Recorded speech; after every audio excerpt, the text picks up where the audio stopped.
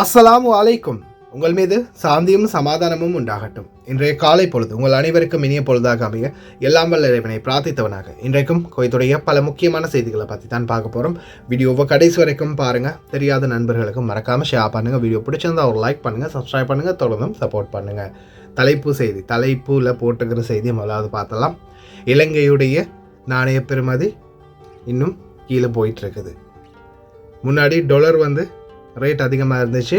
1000 ரூபாய் 1100 ரூபாய் வரைக்கும் ஒரு தினாருடைய மதிப்பாக நாம் நாட்டுக்கு அனுப்பியிருப்போம். ஆனால் இப்போது கம்மியாகுது. ஆனாலும் நிம்மதி, சந்தோஷம். என்ன காரணம்னா, நாட்டில் விலைவாசி கம்மியாகி இருக்குது. இன்னும் எதிர்வரும் நாட்களில் அதிமேதகு ஜனாதிபதி அனுரகுமார திசாநாயக் அவர்களுடைய பதவியேற்புக்கு பிறகு தற்போது இன்னும் கம்மியாகும் அப்படின்னு தெரிவிச்சிருக்கிறாங்க. முன்னாடி 400 ரூபாய் வரைக்கும் அதிகரிக்கும் அப்படின்னு சொன்ன டாலருடைய பெறுமதி தற்போது கம்மியாகி வர்றது கொஞ்சம் ஓரளவுக்கு மனசுக்கு நிம்மதியாக தான் இருக்குது. அதே போல் பார்த்திங்கன்னா தற்போது பெட்ரோலுடைய விலையும் குறைச்சிருக்கிறாங்க.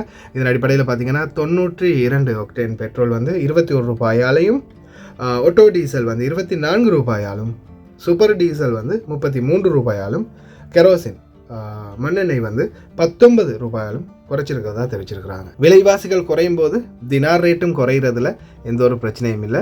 இப்போதைக்கு இருக்கிறத அனுப்ப பாருங்க வேகமாக. குவைத்துடைய தினார் மதிப்பு அவ்வளோதான் பார்த்தலாம். இலங்கைக்கான ரூபாயில் ஒரு தினாரின் மதிப்பு 970 ரூபாய் 87% உள்ளது. இந்தியாவின் ரூபாயில் ஒரு தினாரின் மதிப்பு 274 ரூபாய் 49% உள்ளது. இது அல்முல்லா எக்ஸ்சேஞ்சுடைய அப்ளிகேஷன் ஆன்லைன் ரேட் ஆகும். அதே போல் கூகுள் ரேட்டை பார்த்தலாம். இலங்கைக்கு ஒரு தினாரின் மதிப்பு 975 ரூபாய் 15%, இந்தியாவின் ரூபாய் ஒரு தினாரின் மதிப்பு 274 ரூபாய் 44% உள்ளது.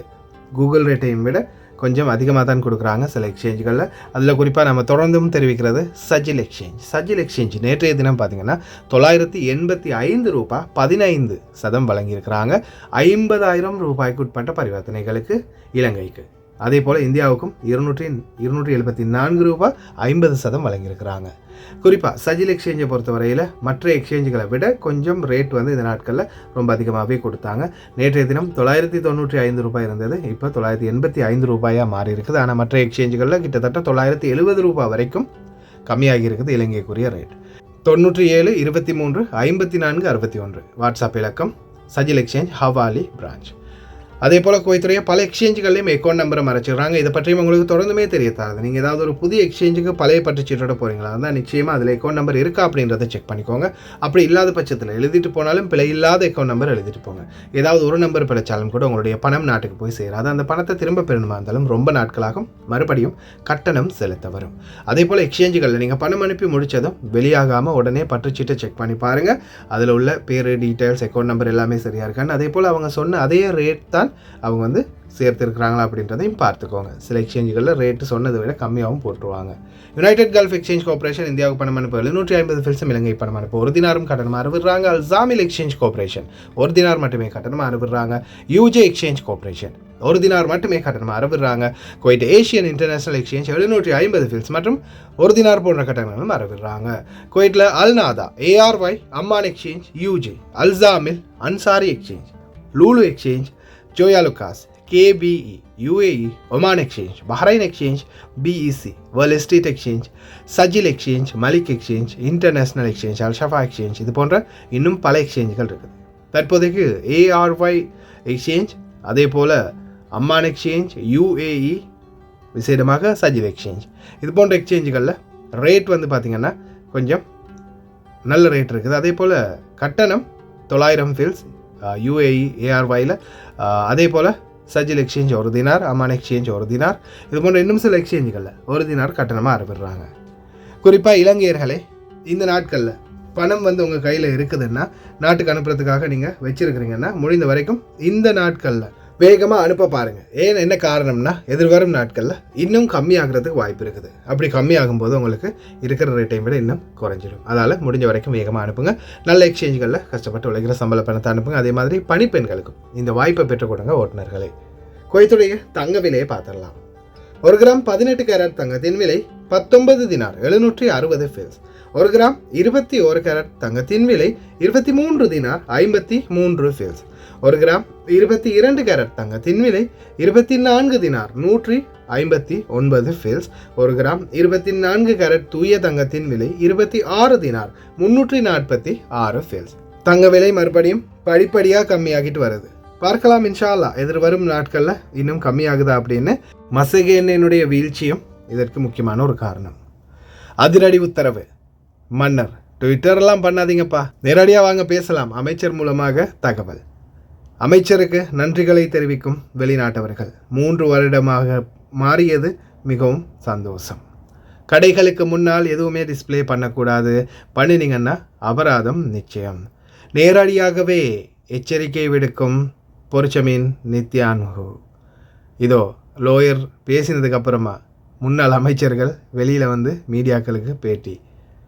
முடிந்தது, எல்லாம் முடிந்தது. நேற்று 12 மணி வரைக்கும் நேரம் கொடுத்தாங்க. அதையும் தாண்டி இன்னமும் முடிக்காத 59,000 பேர். அகமதி பகுதிகளில் அதிரடியாக பலதியா வரப்போகுது அந்த ஏரியாவுக்கு. பார்க்கலாம் அனைத்து தகவல்களையும். குவைத்துறை வானிலை ஆய்வாளர் பெதரல் அமீரா இந்த நாட்களில் ருத்தூபா காலநிலை அதிகரிச்சிருக்கிறதால எதிர்வரும் நாட்களில் இந்த ருத்தூபா காலநிலையின் முடிவின் ஆரம்பமாக இருக்கும் குவைத்தில் மழை என்று தெரிவித்திருக்கின்றார். مساكم الله بالخير. والامطار المتوقعه بالوسم باذن الله تعالى مع استمرار الرطوبه. اذا استمرت الرطوبه فانها تكثف الغيوم وفيها ان شاء الله امطار وخير وربيع. لكن اذا الرطوبه انقطعت عنا خلال دخولنا في شهر اكتوبر وبدايه الوسم فأن تكون الأجواء جافة، واللي تسيطر علينا الرياح الشمالية الغربية المثيرة للغبار، وبالتالي تكثيف الغيوم والأمطار تكون ضعيفة. فإن شاء الله نتأمل خير خلال فترة الوسم منتصف شهر أكتوبر بإذن الله تعالى. பர்சன்ட் தொலைஞ்சிருக்குது. இந்த சகோதரருடைய ஐடி மற்றும் அவருடைய சில பர்சனல் ஐட்டங்கள் தொலைஞ்சிருக்குது. முகமது அன்சார் முகமது ஹனீஃபா ஆலிம் இவருடைய தொலைபேசி இலக்கம் வந்து 66 81 79 28. யார்கிட்டையாவது கிடைச்சிச்சுன்னா நிச்சயமாக தெரியப்படுத்துங்க. அதே போல் 12ஆம் நம்பர் பஸ், இது வந்து குவைட் சிட்டியிலேருந்து மிர்காப்லேருந்து சுலைபியா நோக்கி போகக்கூடிய பஸ். இந்த பஸ்ஸில் தான் இந்த சகோதரருடைய பர்ஸை வந்து பிட் பாக்கெட் அடிச்சிருக்கிறாங்க. எப்படியுமே எடுக்கிறத எடுத்துகிட்டு மிச்சத்தை எங்கேயாவது வீசிட்டு போயிருப்பாங்க. இது வந்து எனக்கு என்னுடைய ரிஸ்வர் ஹாசன் எங்களுடைய டீமில் இருக்கக்கூடிய மற்ற சகோதரரும் சொன்னார். அவர் தொடர்ந்து அந்த பஸ்ஸில் தான் பயணிக்கிறாரு. அவர் தொடர்ந்து அந்த பஸ்ஸில் தான் லீவுக்கு போயிட்டு வந்துட்டு இருக்கிறாரு. இந்த பஸ்ஸில் பார்த்தீங்கன்னா தொடர்ந்து அவருக்கு காதில் விழக்கூடிய ஒரு நிகழ்வு என்னென்னா, ஒன்று யாராவது பெருசை காணல் அப்படின்னு சொல்கிறாங்களாம். அப்படி இல்லைன்னா இதோ யாருடைய ப்ரெஸ் ஒன்று கீழே கிடக்குது, பெருசு வந்து யாரோடதுன்னு பாருங்கள் அப்படின்னு சத்தம் வருது. அப்போ நான் நினைக்கிறேன் இது வந்து ரெகுலராக யாரோ ஆட்டையை போடுறதுக்குன்னே வராங்க போல் இருக்குது. சுலைபியா 12ஆம் நம்பர் பஸ், கொஞ்சம் அவதானமாக இருங்க. அடுத்ததா இன்றிலிருந்து அனைத்தும் சங்கு ஊதிட்டாங்க, முடிஞ்சது. 12 மணி நைட்டு 12 மணி வரைக்கும் நேற்று டைம் கொடுத்தாங்க. அதற்கு பிறகும் 59,000 பேர் எடுக்கலை அப்படின்றது தான் தகவல். இனிமே அக்காம அடிக்க முடியாது, பேங்கில் காசு எடுக்க முடியாது, எல்லாமே தொடர்ந்து ஒவ்வொரு பிரச்சனையாக வரப்போகுது. குவைத்திகளுக்கு மிகப்பெரிய சிக்கல். اليوم هي الفرصة أو في تمام الساعة 10 مساء بإذن الله تعالى سوف تنتهي مهلة المواطنين الكويتيين في التبصيم، ومن ثم يبغى تطبيق عليهم الإجراءات اللي هي توقيف المعاملات. أحث إخواننا المواطنين على سرعة الإقبال والتوجه إلى مراكز الخدمة التابعة للإدارة العامة للأدلة الجنائية، وكذلك المولات اللي راح ينتهي عملها الساعة 10 مساء اليوم بإذن الله تعالى. يعني لم يتبقى سوى ساعات قليلة لإغلاق يعني المجمعات يعني التجارية وانتهاء المهلة المحددة للمواطنين. كيف يكون شكل يعني الإحصائية بالنسبة لعدد المواطنين الذين بصموا والذين لغاية الآن لم يجروا البصمة البيومترية، وأيضا المقيمين في الجانب الآخر. بالنسبة للأجهزة اللي موجودة في المولات بإذن الله تعالى سوف تتم نقلها إلى مراكز الخدمة لدعم الأجهزة اللي موجودة في مراكز الخدمة ال8 مراكز التابعة للإدارة العامة للأدلة الجنائية. أما بالنسبة للإحصائية يا أخوي فالمتبقي من الكويتيين حاليا 59,841 تقريبا في الساعة هذه. أما بالنسبة للأخوة الوافدين 75,695 شخص. هذا بالنسبة للوافدين اللي موجودين. الوافدين طبعا لا يخفى عليك ولا على الأخوة المشاهدين أن المهلة لهم إلى 30/12 لكثر عددهم عن المواطنين. இதோ கல்லாட்டம் ஆடியது இஸ்ரேல். முன்னாடி சொன்னாங்க ஹிஸ்புல்லாவை தாக்குறதுக்கு மட்டும்தான் நாங்கள் உள்ளே வருவோம், அதுக்கப்புறம் போயிடுவோம், நீங்கள் நிம்மதியாக இருக்கலாம்னு. இதோ இராணுவத்தை இறக்கிட்டாங்க உள்ள. திருப்பி மறுபடியும் நேற்றைய தினம் நகரங்களை தாக்க ஆரம்பிச்சிட்டாங்க. இஸ்ரேலுடைய ஆட்டம் இன்னும் தீவிரமாகுது. அதே மாதிரி பொரிச்சமின் நித்யானு நேரடியாகவே அரபு நாடுகளை எச்சரிக்கிறாங்க. பல எம்பிக்கள் தொடர்ந்துமே குவைத்துக்கு அழுத்தம் கொடுத்து வராங்க. There is no place in Iran that the long arm of Israel cannot reach. And that's true of the entire Middle East. Far from being lambs led to the slaughter, Israel's soldiers have fought back with incredible courage and with heroic sacrifice. And I have another message for this assembly and for the world outside this hall. We are winning! Hezbollah குழுவுக்கு நிதியுதவி வழங்கிய குற்றத்துக்காக 13 million நிதியுதவி திரட்டிய குற்றத்துக்காக கைது பண்ணப்பட்டவங்களுடைய வழக்கு December 26 ஒத்திவைக்கப்பட்டிருக்குது consistent நீதிமன்றத்தால். இருந்தாலும் அரபு நாடுகள் அப்படியே ஒதுங்கி போகிற மாதிரியே தெரியுது. ஆனால் பலரும் தெரிவிக்கிற கருத்து என்னென்னா, நீங்கள் ஒதுங்கி போகிறீங்க, மற்றவங்களுக்கு நடக்குதுன்னு, நாளைக்கு உங்களுக்கே அது நடக்கலாம் அப்படின்னு தான் தெரிவிக்கிறாங்க. அல்லாஹு ஆலம். உள்துறை அமைச்சர் அதிரடியாக ஒரு போலீஸ் அதிகாரியை பதவி நீக்கம் செய்ய உத்தரவிட்டுள்ளார். காரணம், ஒரு பெண் வண்டியில் வந்திருக்கிறாங்க, அவரை நிப்பாட்டி அவங்களுடைய ஐடியா கார்டை கேட்டிருக்கிறாரு, ஐடியா கொடுத்துருக்குறாங்க, வண்டியை செக் பண்ணணும்னு சொல்லியிருக்காரு, இடம் அளிச்சிருக்கிறாங்க, அவங்களையும் செக் பண்ணணும், தொட்டு செக் பண்ணணும் அப்படின்னு சொல்லியிருக்காரு. அதுக்கப்புறமா அந்த பெண் புகார் அளிச்சிருக்கிறாங்க. அதன் பிறகு தான் இந்த நடவடிக்கை. அநாகரிகமாக செயல்படக்கூடிய எந்த ஒரு அதிகார மட்டமாக இருந்தாலும் அதிரடியான நடவடிக்கை அப்படின்னு சொல்லியிருக்காரு உள்துறை அமைச்சர். அதே போல் உள்துறை அமைச்சர் ஷேக் ஃபஹத் யூசுப் சவுத் அல் சபா அதிமேதக அமீர் ஷேக் மிஷால் அஹமத் அல் ஜாபர் அல் சபாவின் உத்தரவை வெளியிட்டார். என்னென்னு பார்த்தீங்கன்னா, யாருமே ட்விட்டர் பண்ணாதீங்க, ட்விட்டர்ல எல்லாம் போட்டு உங்களுடைய கருத்துக்களை எல்லாம் வேணாம், டைரெக்டாக நான் ஒவ்வொரு துவானியாக்கு இனி வரப்போகிறேன், என்னென்ன பிரச்சனை இருக்கோ பேசுங்க. மன்னரே சொல்லிட்டாரு, பிள்ளைங்களுடைய பிரச்சனை என்னென்னு கேளுங்க யூசுப் அப்படின்னு சொல்லிட்டாரு அப்படின்னு சொல்லி டைரெக்டாக சொல்லியிருக்காரு. سوشيال ميديا باور باتينغلا يبدي ولا سيدنا. والله ديواننا ترى هذه ثالث ديوانيه ورايح الحين بعد ديوانيه. زياره الدواوين مو شيء غريب علي، هذا اول. اثنين، طبعا الاخوان اللي موجودين في الديوانيه هذه ديوان عقله هذيلا، يعني انا يعني روادها ويا محمد ضباط كنت انا اشتغل وياهم، وانا اليوم كوزير داخليه من واجباتي ان ازور كل مناطق الكويت واشوف كل حاجاتهم، وهذا امر من سيدي صاحب السمو، وهو اللي امرني فهد لازم تدور كل مكان في الكويت وتشوف اهل الكويت شنو احتياجاتهم علشان تبلغني فيها، واشوف اي شيء يحتاجونه واي مظلوميه. قال لي لا يكتبون في التليفون ولا يكتبون بتويتر، اللي لا حاجه او مظلوم لا يكتب بتويتر ويشرح اموره قدام العامه، لا خلي يعطيك اياها وجيب لي اياها. هذا اللي اقدر انا اقول لك اياه. حق الشعب الكويتي طال عمرك. الشعب الكويتي اقول الحمد لله ان احنا عايشين بالكويت، اكثر من هذه ما اقدر اقول. يعني اليوم يعني بوجود سيدي حضرة صاحب السمو وسيدي سمو ولي العهد مع رئيس الوزراء، اعتقد احنا عايشين بخير ونعمه. ما في شعب من شعوب العالم وفي بلد اليوم عايشة بأمان كثر الكويت. أنا يمكن قبل يومين حطوا أكثر بلد أمان في العالم الكويت. الواحد اليوم شي يدور غير الأمن والأمان، الباقي ترى كله تحصيل حاصل. ரொம்ப நாளாக தலைவலியாக இருந்தது. இந்த ஒரு வருடம் மட்டுமே ரினியூவல் பண்ணக்கூடிய லைசன்ஸ், அடுத்தது அந்த ஆன்லைன் சிஸ்டம் இல்லாதால் போயிட்டு லைனில் நிற்கிறது ரொம்ப பெரிய சிக்கலாக இருந்துச்சு. ஆனால் இப்போதைக்கு ஆன்லைன் மூலமாகவே லைசன்ஸையும் ரினியூவல் பண்ணிக்கொள்ளலாம். அடுத்தது 3 வருட காலம் அவகாசமும் கொடுத்ததுக்காக உள்துறை அமைச்சருக்கு பல வெளிநாட்டவர்கள் நன்றி தெரிவிக்கிறாங்க. ஆனால் கார்டு தர மாட்டேங்கிறாங்க, அதுதான் ரொம்ப கவலையாக இருக்குது. بعدين هذا 13 سنة، هذا في 13 سنة ما في مشكل. احنا كنا زمان ايام لما كان بيطلع الليسن هذا الكارت بالماكينه كنت تروح تقعد يوم كامل عشان تستخرج لما يكون عنده ليسن 3 سنين هتديه مجال، افرض ما عنديش اقامه، عندي مخالفات، عندي بتريح حاجات كثير قوي يعني.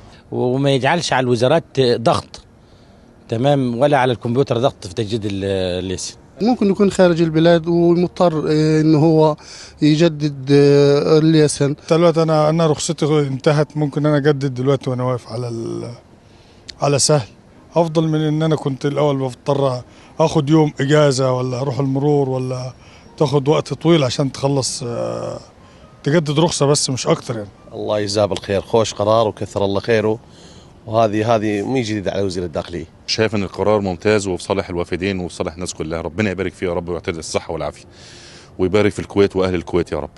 والله قرار ممتاز، يعني يفك من أزمة الزحمة، يعني بتريح الوافد ذات نفسه وبتريح المراجعة الوزارة ذات نفسها، يعني طول ما هي أونلاين والشروط متكاملة خلاص. والله هذا الأمر أكيد احنا كلنا كوافدين يعني اتبسطنا به. இதன் பிறகு எந்த ஒரு டிஸ்பிளேயும் முன்னாடி வைக்கக்கூடாது. கடைகளுக்கு முன்னால் இந்த மாதிரி பொருட்களை தொங்க விடக்கூடாது. கடைகளுடைய லிமிட்டுக்குள்ளே தான் இருக்கணும், கடைக்குள்ளே தான் இருக்கணும். கடைக்கு வெளியே எந்த ஒரு பொருளும் ஷோவில் வைக்கக்கூடாது அப்படின்னு தெரிவிச்சிருக்கிறாங்க. குறிப்பாக முபாரக்கியா சூக், ஷுவைக், இது போன்ற பல சூப்பர் மார்க்கெட்டுகள் அதே மாதிரி சூக்குகளில் பார்த்திங்கன்னா இந்த மாதிரி முன்னாடி வச்சுருப்பாங்க. இனிமேல் எதுவுமே வைக்க முடியாது. ஆடை கடைகளாக இருந்தாலும் சரி, இப்போ ட்ரெஸ் கடைகளில் கூட நிறைய வந்து உள்ளே இருந்து வெளியே எடுத்து வச்சுருப்பாங்க சில ஆடைகளை, அது கூட இனி வைக்க முடியாது. நல்லா ஞாபகம் வச்சுக்கோங்க. கடைகளில் வேலை பார்க்குறவங்க, வணிக வர்த்தக அமைச்சகம் வந்தாங்கன்னா இதை பார்க்கும்போது இந்த மாதிரி டிஸ்பிளே பண்ணி முன்னாடி ரொம்ப அதிகமாக ரோட்டுக்காக்கி வச்சுருந்தீங்கன்னா உடனே அத்தினி பத்தாக்கான்னு கேட்டு உங்களுடைய பத்தாக்காவில் தான் ஃபைன் எழுதுவாங்க. அதால் ரொம்ப கவனமாக இருங்க தொழிலாளர்கள். அடுத்ததாக தொடர்ந்துமே இந்த உள்ளே வந்து சொருகிறது பெரிய பிரச்சனையாகவே இருக்குது இந்த நாட்களில், வேலை நாட்களில் அதையும் விட அதிகமாகவே இருக்குது வீதிகள். شوفوا ماكو فايدة احنا هني دور واحد هم يصفون دورين وي عليك وانت قاعد تنطر بالاشاره تصك تفتش وانت قاعد بمكانك. ثبت انهم ما يبون يوقفون دور يلفون عليك. அந்த சைடால வந்து உள்ள சொருகுவாங்க வண்டியை. இது வந்து உண்மையிலேயே பெரிய அளவான சிக்கல் ஒன்று தான். ஆனால் இந்த மாதிரி தவிர இனிமேலும் பண்ணாதீங்க. டிராஃபிக் சிக்னல்லையோ ரவுண்டு போர்டுகள்லையோ. என்ன காரணம்னா இப்போ கேமரா மூலம் கண்காணிச்சிக்கிட்டே இருக்கிறாங்க. ஒவ்வொரு தவறுக்கும் ஃபைன் விழுந்துக்கிட்டே இருக்கும். அதே மாதிரி பைக் ஓட்டுநர்கள், எனக்கு நானே எதாலையாவது அடிச்சுக்கணும் போல் இருக்குது. ஏன்னா நாம் எத்தனை தரம் தான் சொல்கிறது, சைடால் முன்னோக்கி போகாதீங்க, லைன்லேயே போங்கன்னு எவ்வளோ சொன்னாலும் கேட்கவே மாட்டேங்கிறாங்க. இதோ நேற்றைய தினம் ஒரு சகோதரர் எனக்கு அனுப்பின வீடியோ. சைடால் அப்படியோ ஓவர்டேக் பண்ணி சிக்னலுக்கு முன்னாடி போனவர் ஒரு வண்டியில் பின்னாடி போய் இடிச்சுக்கிட்டார். டெலிவரி ஓட்டுநர்களே, தயவு செய்து இந்த மாதிரி முட்டாள்தனமான வேலைகளை பார்க்காதீங்க. கொஞ்சம் சிந்திச்சு செயல்படுங்க. இல்லாத பட்சத்தில் இந்த மாதிரி தான் விபத்துக்குள்ளாகுவீங்க. கவனம். அடுத்ததாக அமைச்சர் முஸ்லீம் தற்போது நாங்கள் ஒன்றும் பயப்படலை, நாங்கள் அமைதியாக இருக்கிறோம், எதிர்வரும் கால தேர்தலில் நாங்கள் சரியான தீர்மானங்களை எடுப்போம், மக்களுடைய பிரச்சனைகளுக்கான தீர்வுகளை நாங்கள் முன்னோக்கி கொண்டு செல்வோம் அப்படின்னு தெரிவிச்சிருக்கிறாரு. உங்களுக்கு தெரியுமா, நேற்றைய முன்தினம் நான் வந்து எங்களுடைய அந்த வழக்கறிஞர், எங்கப்பா பழைய அமைச்சர்கள்லாம் எங்கப்பா போயிட்டீங்க, சத்தமே காணும், கொஞ்சம் வந்து எதையாவது பேசலாம் தானே முன்னாடி வந்து, பயமா அப்படின்னு கேட்டதுக்கப்புறமா உடனே வெளியே வந்துட்டாங்க. ஒவ்வொருத்தராக வெளியே வராங்க. அதே மாதிரி டைரெக்டாகவே சொல்லியிருக்கிறாரு, நாங்கள்லாம் பயப்படலை, அவருக்கு குத்தி காட்டுற மாதிரியே சொல்லியிருக்காரு, நாங்கள்லாம் பயப்படலை, எங்களுக்கு நேரம் வரட்டும், எலெக்ஷன் வரும் வரைக்கும் காத்துக்கிட்டு இருக்கிறோம் அப்படின்னு சொல்லியிருக்கிறாரு. குறிப்பாக இந்த நாட்களில் இந்த மக்கள் பிரதிநிதிகள் ஆனால் இவங்க பாராளுமன்றத்தில் இல்லாதது மிகப்பெரிய ஒரு தலைவலி தான். ஏன்னா சில சட்டங்கள் வந்து அமலாக்குறது ரொம்ப தாமதமாகுது. அதே மாதிரி இந்த குவைத்துடைய ரோடுகள் இன்னமும் சரியாகலை. சில பிரச்சனைகள் அவங்க தான் முன்னாடி எத்தி வைப்பாங்க பாராளுமன்றத்தில். இப்போ அவங்க இல்லையா, எல்லாமே கண்ட மேனிக்கு கிடக்குது. எப்போ தான் சரி வருமோ தெரியல இந்த ரோடுகள் மெயினாக. أسرتي ما قال ملكي قال شعبي لأنه يعلم تماما أن هذا الشعب المخلص، الشعب الذي وهذا ما قاله مساعد القريفة في بداية حديثه في الندوة. قال بالضبط بأن لأسرة الحكم بيعة في عنق كل كويتي، وقدمت مقابل هذه البيعة الكثير من التضحيات بما فيها الشهداء والأسرى في فترة الغزو. هل يعقل الآن مرشح وفترة الترشيح هي حالة استثنائية يقول المرشح ما يريد دون أن يخالف القانون؟ هم يريدون أن يصوروا مساعد القريفة في حديثه أنه تعدى على الذات الأمرية. أبدا، ساعد القريفة قال عنوان رئيسي في بداية حديثه يفهم كل عاقل، ولا تحاولون تصورون للشعوب الأخرى أن في الانتخابات يوجهون الانتقادات أو يمسون الذات الأميرية. أبدا، الذات الأميرية لها كل تقدير، حتى إذا ما كان موجود في الدستور فهي موجود في قلوب وعقول الكويتيين. لذلك هذا القمع، محاولة ترسيخ الخوف في نفوس الناس. இதோ அகமதி கவர்னரேட். அகமதியில் விரைவில் இந்த பகுதிகளுக்கு முனிசிபாலிட்டி வரும். ஒரு நாளைக்கு முன்னாடி போட்ட வீடியோ, 29ஆம் தேதி இந்த வீடியோ இறக்கியிருக்கிறாங்க. இந்த ஏரியாவில் யாராவது இருக்கிறீங்கன்னா அலர்ட் ஆகிக்கங்க, வருது. الأحمدي والجسر هذا اللي لاف بالشكل هذا، وهذا المدخل من الشبك.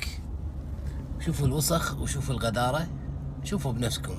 أنا بعرف بس هذا المكان لا هو مكان رعي ولا هو مكان مخيمات ولا وقت ربيع عشان الواحد يقول والله مخيمين العالم.